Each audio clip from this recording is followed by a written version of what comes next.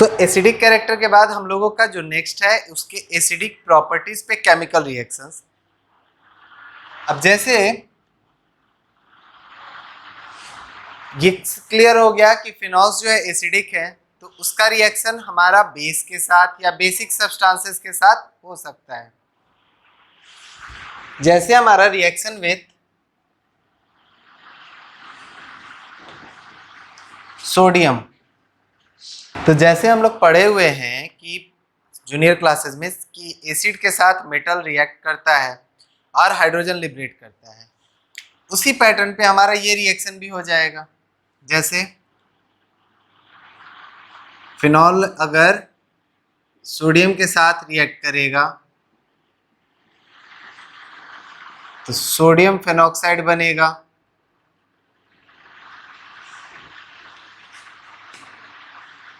H2 निकल जाएगा।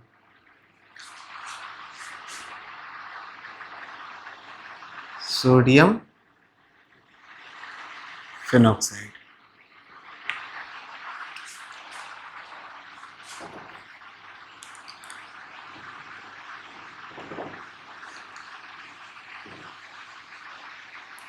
Sodium phenoxide is more reactive than that of phenol towards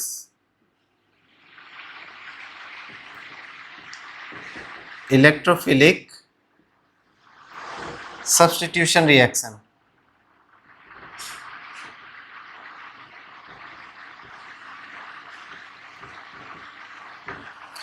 electrophilic substitution reaction कराने के वक्त हमारा जो है सोडियम फेनॉक्साइड का रिएक्टिविटी फिनॉल से ज़्यादा हो जाता है, इसलिए हम लोग मोस्ट ऑफ कंपाउंड्स में देखेंगे कि इसी पर रिएक्शन होता है, इस पर नहीं।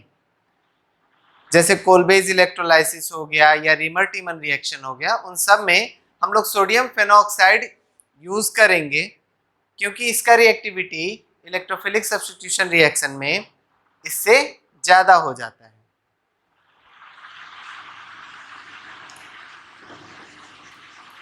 रिएक्शन विथ NH3, अगर NH3 का देखिए कैरेक्टर होता है बेसिक, फिनॉल का कैरेक्टर होता है एसिडिक, तो as we know acid base react करेगा, तो वही रिएक्शन यहाँ पर होता है।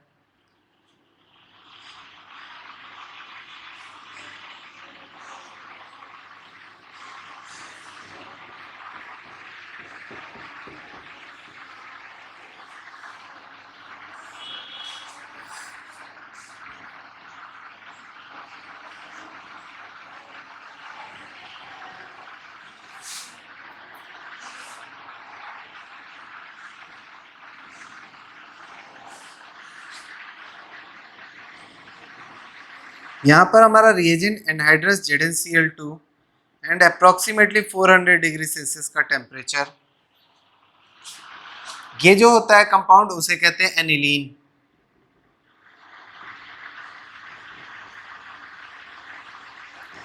बेंजीन रिंग के ऊपर NH2 ग्रुप एनिलीन कहलाता है। एनिलीन भी हमारा बेसिक होता है नेचर में, तो ये हमारा फिनॉल के साथ अमोनिया जब रिएक्ट करता है एनिलीन देता है।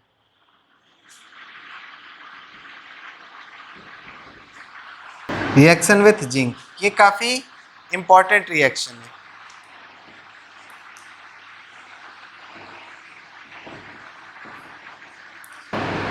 जिंक के साथ जब हम लोग फिनॉल का रिएक्शन कराते हैं तो जिंक क्या करता है, इस ऑक्सीजन को लेकर निकल जाता है,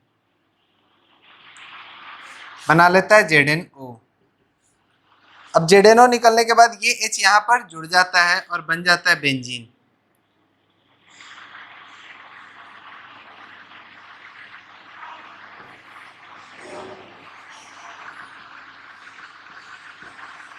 बेंजीन इज फॉर्म्ड। इस रिएक्शन का इंपॉर्टेंस क्या है,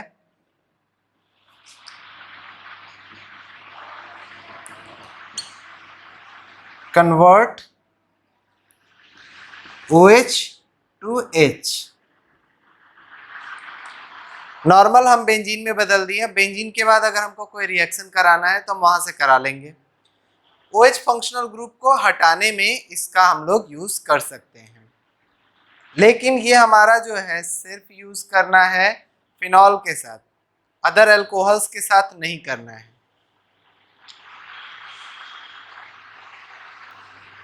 नेक्स्ट जो केमिकल प्रॉपर्टी है वह है कॉल्बेज रिएक्शन। कॉल्बेज रिएक्शन काफी इंपॉर्टेंट रिएक्शन है।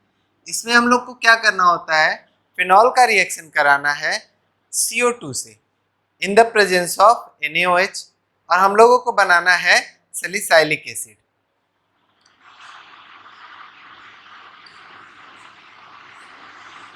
फिनॉल को सबसे पहले रिएक्ट कराया जाता है NaOH से, तो फेनॉक्साइड बन गया। फेनॉक्साइड हमारा काफी रिएक्टिव होता है विथ रिस्पेक्ट टू फिनॉल। इसके वजह से इसका जो है electrophilic substitution reaction at ortho position easy हो जाता है। इसका जब रिएक्शन कराया जाता है CO2 से, तो हम लोगों का ये CO2 ग्रुप यहां पर आकर बैठ जाता है। यहां के बाद हमारा रीअरेंजमेंट,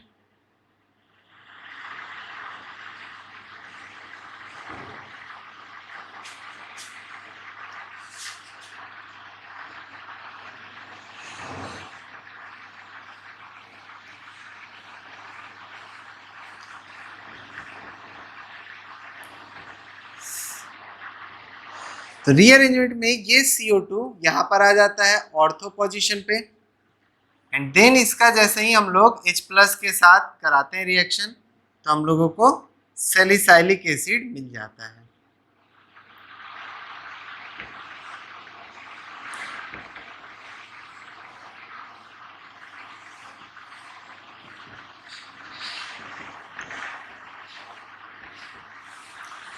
कोल्बेज रिएक्शन में हमारा phenol on reacting with CO2 in NaOH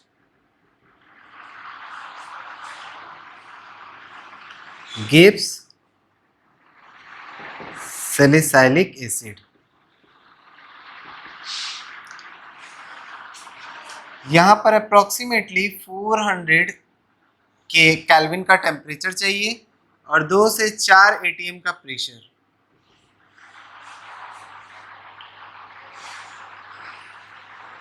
ये हमारा कोल्बेज रिएक्शन है, salicylic acid is form.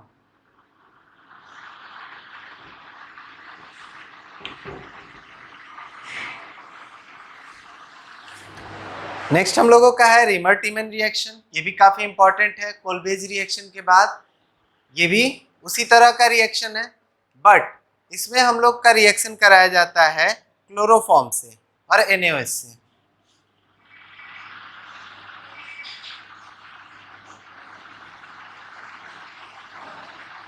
Phenol का रिएक्शन करा दिए NaOH से, फिनॉक्साइड,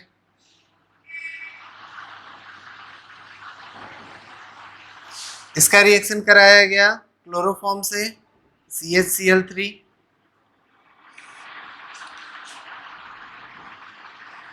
दोनों ही में, रिमर टीमन में और कोल्बेज में, ऑर्थो पोजीशन पे ही रिएक्शन कराना है। यहां पर आ जाता है CHCl2, एक Cl इसका और एक इसका H। यहां पर रहता है NaOH मीडियम, तो निकल जाता है -NaCl -H2O। यहां पर जो H है और NaOH मिलकर H2O, Na और एक Cl मिलकर NaCl निकल गया। अब इसका जो है रिएक्शन कराया जाता है NaOH के साथ, तो -NaCl निकल जाता है, 2 Cl है।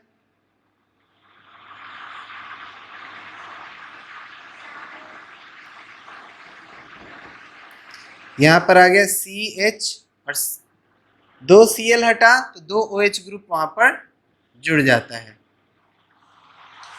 अब जैसा कि हम लोग जानते हैं कि एक कार्बन पर अगर 2 OH ग्रुप रहता है तो वो डिहाइड्रेट हो जाएगा, -H2O, और हमारा बन जाता है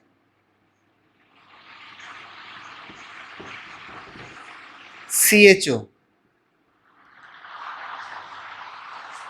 इसी जैसे ही हम लोग H+ हाइड्रोलाइज करते हैं, हमारा बन जाता है सैलिसाइलडिहाइड। यहाँ हो गया OH, यहाँ हो गया CHO। Na लाने के लिए NaOH डाला जाता है और हटाने के लिए H+ डाल दिया जाता है। HCl डाल देते हैं या H2SO4 डाल देते हैं तो वापस यहाँ से हट जाता है। ये हमारा हो गया सैलिसाइलडिहाइड।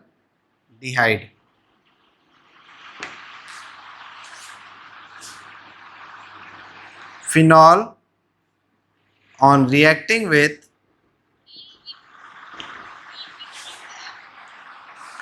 chloroform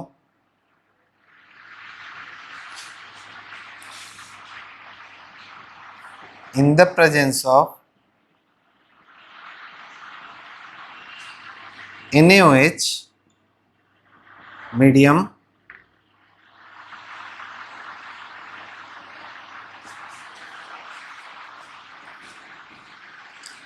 salicylaldehyde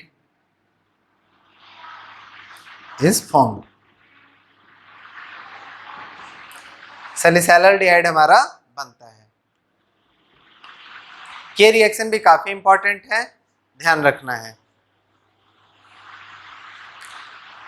बोथ कोलबेज रिएक्शन और रेमर-टिमन रिएक्शन नेम रिएक्शन के रूप में काफी इंपॉर्टेंट है बोर्ड्स के भी हिसाब से, और हमारे कॉम्पिटिटिव टॉपिक भी हैं ये दोनों, तो इसको अच्छे से रिवाइज कर लेना। एंड इसका रिएक्शन जो प्रोडक्ट देता है यानी कि फिनॉल से सैलिसाइलिक एसिड और सैलिसाइलडिहाइड, ये ध्यान रखना है कि फिनॉल से शुरू करना है सैलिसाइलडिहाइड। अगर हमारा जो है कोई कन्वर्सन आ जाएगा जिसमें फिनॉल दिया रहेगा सैलिसाइलडिहाइड बनाना हो तो हम लोगों को इतना लिखने का जरूरत नहीं है। हम लोग कैसे लिखेंगे, फिनॉल ले लिए, जैसे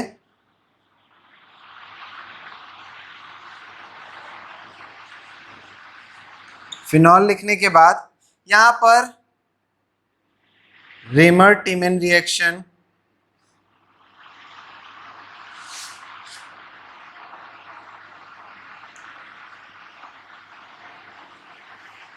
या तो ये लिख दो या फिर CHCl3 प्लस NaOH लिख दो,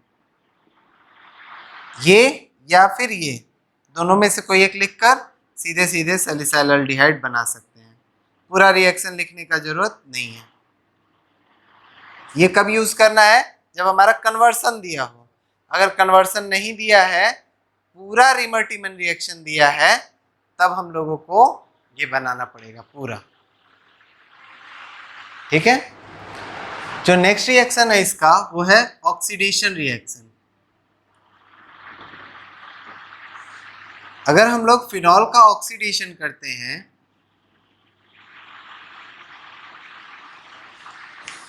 तो जो माइल्ड ऑक्सीडाइजिंग एजेंट है उससे इसका ऑक्सीडेशन नहीं होगा।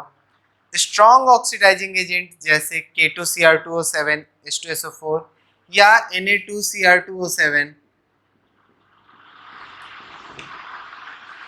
H2SO4 अगर हम डालते हैं तब इसका ऑक्सीडेशन होगा, और ऑक्सीडेशन में जो प्रोडक्ट बनेगा वो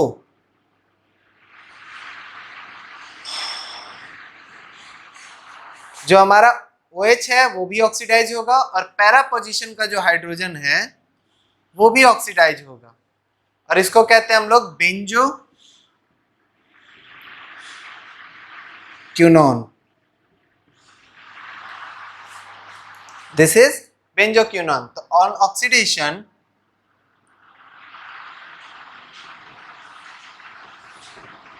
with strong oxidizing agent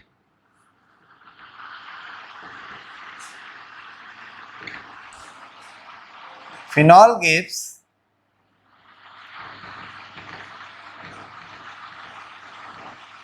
benzoquinone.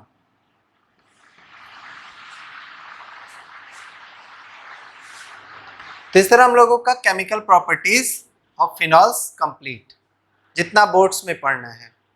एक इम्पॉर्टेंट कंपाउंड हम लोग जो है सैलिसाइलिक एसिड से बनाते हैं,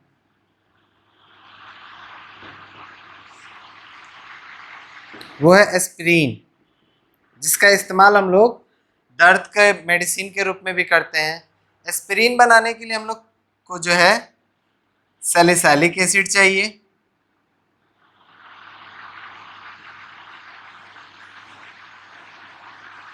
जब इसका रिएक्शन हम लोग कराएंगे एसिटिक एनहाइड्राइड से,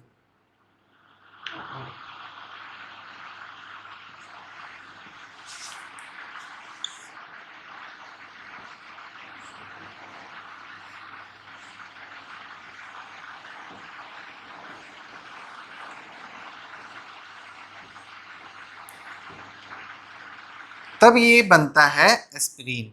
OH ग्रुप को हटाकर एसिटिक ग्रुप लगा दें तो हम लोगों का सैलिसाइलिक एसिड कहलाता है एस्पिरिन। इस तरह हम लोग एस्पिरिन बनाते हैं। एस्पिरिन का यूज जो है हम लोग पेन किलर के रूप में करते हैं, हेडेक वगैरह के केस में करते हैं। तो ये काफ़ी इंपॉर्टेंट कंपाउंड है। एस्पिरिन के अलावा सलोल या फिर जो है मिथाइल सैलिसाइलेट, ये सब भी काफ़ी इंपॉर्टेंट कंपाउंड्स है जो हम लोग बनाते हैं फिनॉल से। या एक रिएजेंट है जिसका नाम है फिनोफ्थलीन, बेकेलाइट, ये सब सारे कंपाउंड्स भी जो है फिनॉल से ही बनाए जाते हैं। एक इसका रिएक्शन है कपलिंग रिएक्शन। कपलिंग रिएक्शन जो है उससे हम लोग डाइज वगैरह बनाते हैं, ऑरेंज कलर का डाई बनाते हैं। तो there are lots of other reactions जो हम लोगों को आगे की चैप्टर्स में भी पढ़ने को मिलेंगे, वो फिनॉल पर ही बेस्ड है और उससे फिनॉल से ही वो बनाए जाते हैं। तो फिनॉल का यूज़ बहुत सारा है। फिनॉल के यूजेस में हम लोग ये सब सारे लिख सकते हैं। फिनॉल्स में हम लोग एसिडिक कैरेक्टर के बाद एक क्वेश्चन बनता है कि carboxylate ion COO- ion is more stable than phenoxide, why? जबकि हम लोगों का फेनॉक्साइड में ज़्यादा रेजोनेंस होता है, कार्बोक्सिलेट आयन में कम होता है, फिर भी carboxylate ion is more stable then that of phenoxide.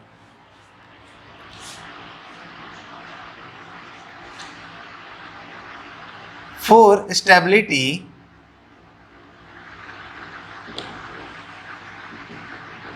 Stability के लिए हम लोगों का क्या है, एक तो रेजोनेंस और दूसरा रेजोनेंस के दौरान charge distribution.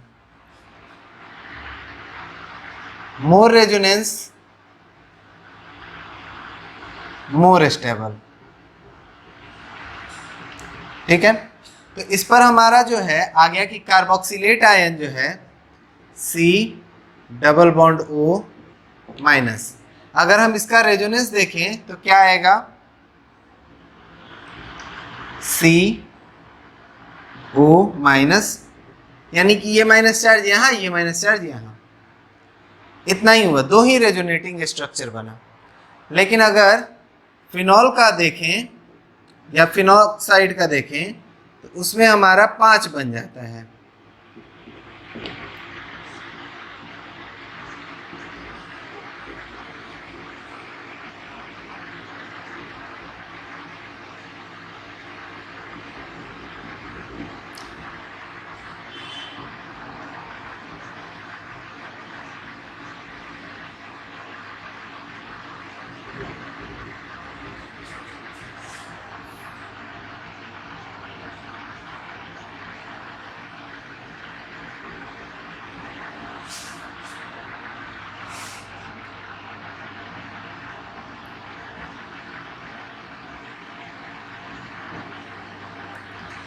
So on the basis of number of resonance, phenoxide should be more stable, phenol should be more acidic than that of carboxylic acid.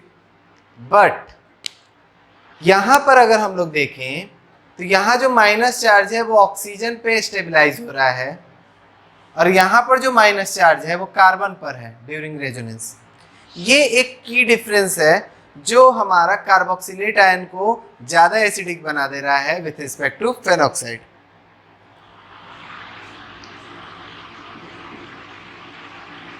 During resonance negative charge of carboxylate ion get distributed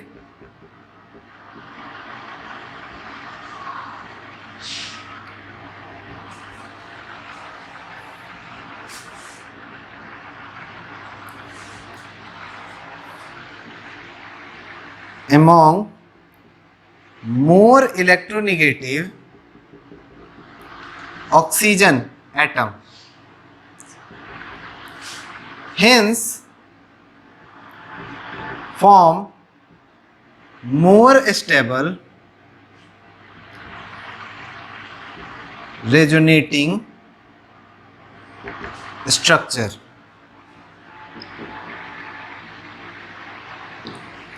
Due to which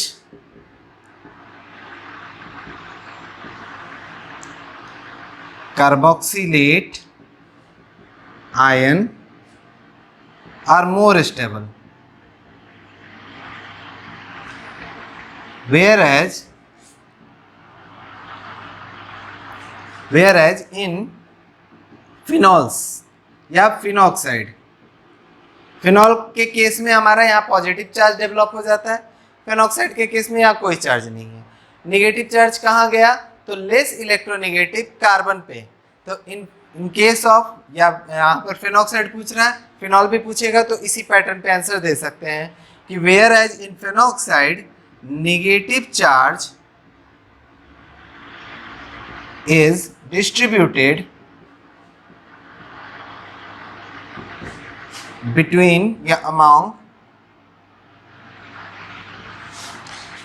less electronegative carbon atoms.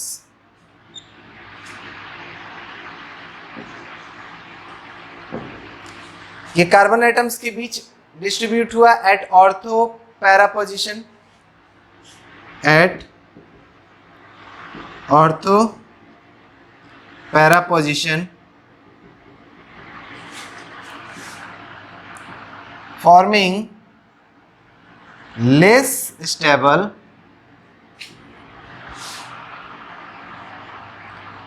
resonating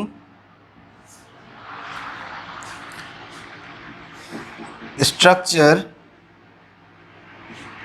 than that of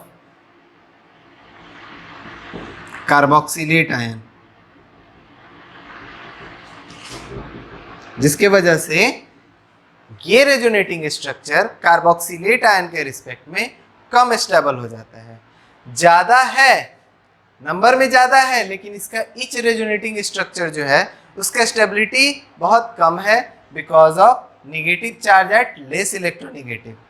सो हमारा जो है for stability more stable and negative charge on more electronegative atom. ये दोनों rule को ध्यान रखना है।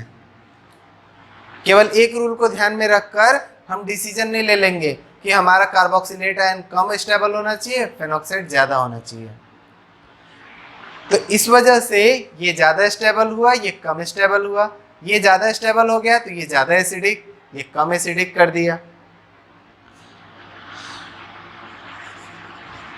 Due to this